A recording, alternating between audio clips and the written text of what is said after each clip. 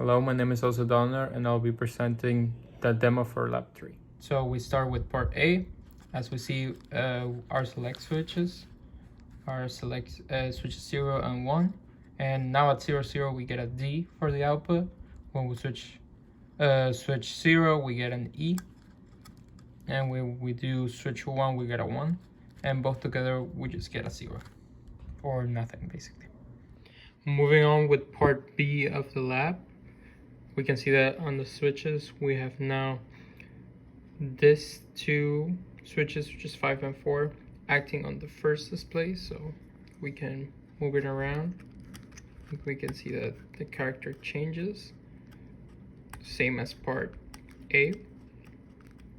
So 2 is 0, the E, then D, and it's both 0. You can see the next display, it's using 3 and 2 as the switches, and when we move it around, we can select the input.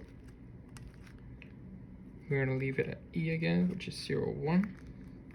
And when we move switches 1 and 0, we get the last hex display to change.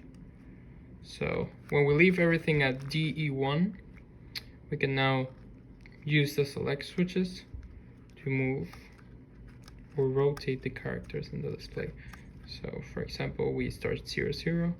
When we switch 8, we see that everything moves to one side and comes back here.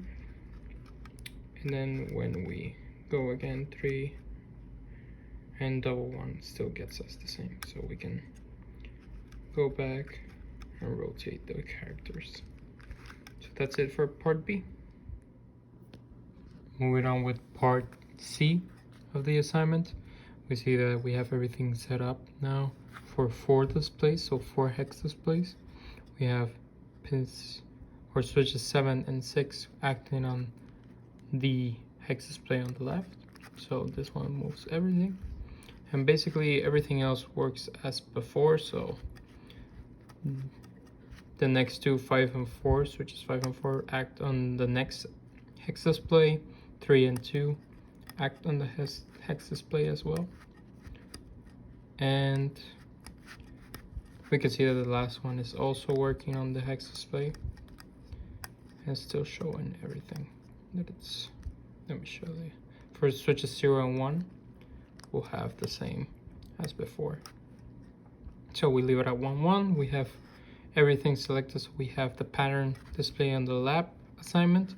And when we move switches 9 and 8, we can see that the characters are start to move around the display.